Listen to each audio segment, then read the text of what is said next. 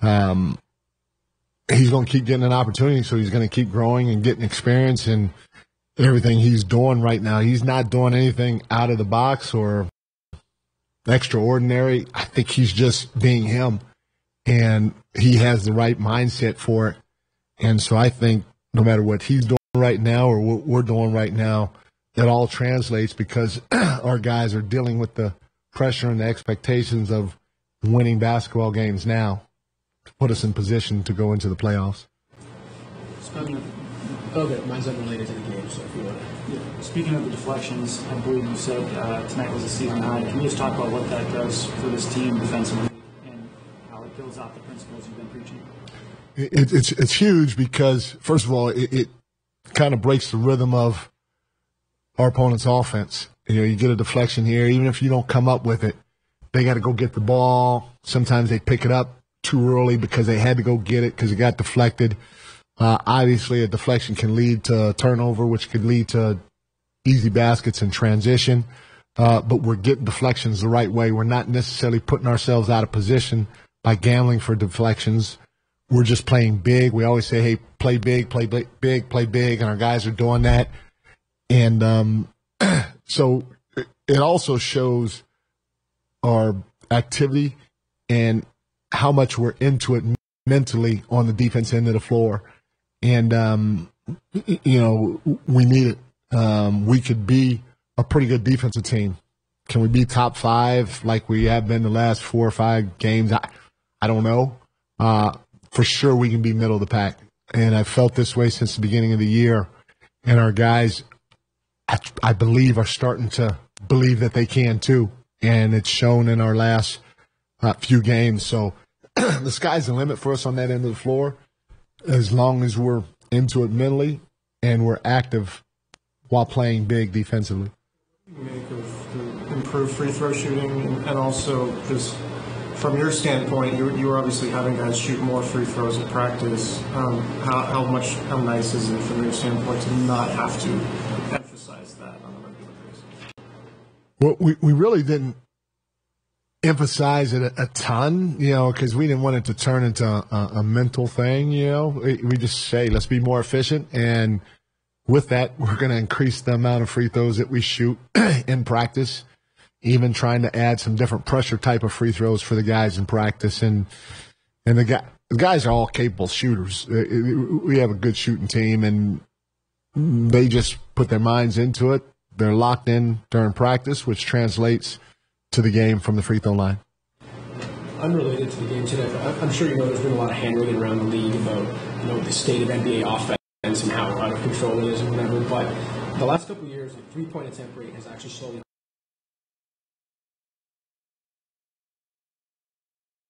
come down, and even overall efficiency is actually starting to plateau year over year. So I was wondering your perspective on the idea that maybe the game can actually balance and take care of itself versus the league or officials needing to step in and do something about the state of offense to slow it. Where are you on that? Do you think it can take care of itself, or do you think something needs to be done per se? The game, I've been fortunate, blessed, lucky, all the above to be a part of the NBA for as long as I have been. And at the end of the day, the game just seems to take care of itself. Adam Silver is a smart guy, and everything he's done has just enhanced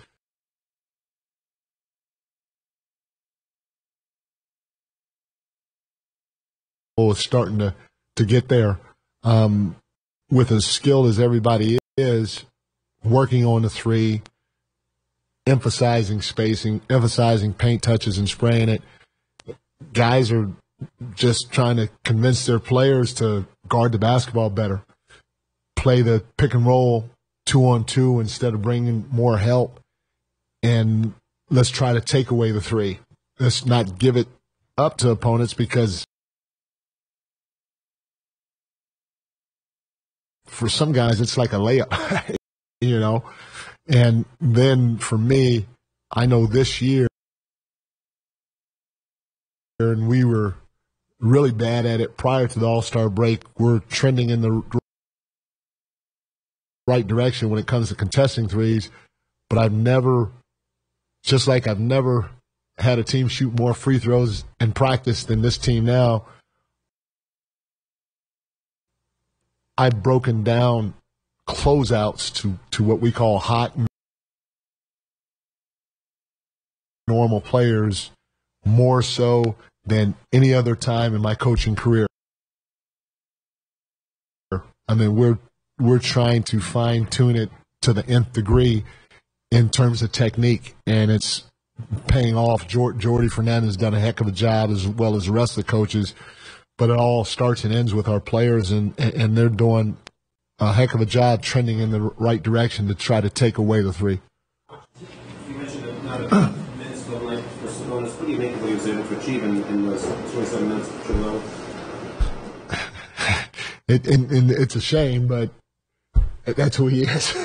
He's a walking triple-double machine. And I say it's a shame because it should be celebrated a ton, but that's what he does. And when he doesn't get a triple-double, you expect a double-double. So he's getting one of the two, and that's why he should be in the conversation for MVP. That's why he should have been an all-star, especially with us being a top 6 team and being the only top 6 team without an NBA all-star. But he's going to keep doing what he's doing, and hopefully one day he'll get some recognition. Coach, my question is about Sasha Vezenkov. Obviously, he's injured now, but what are the next steps that he has to take to get more minutes in the rotation? We're playing pretty good right now, and so it's I'm not one just to pull a guy out to put another guy in. So he's going to have to work his tail off on both ends of the floor, and when he gets an opportunity, he's going to have to take advantage of it, just like Keon did back in the day. We threw him in for a few minutes here and there, and every time we threw him in, he busted his behind on both sides of the ball, and now he's starting for us. Thanks, everyone. Thank you, guys.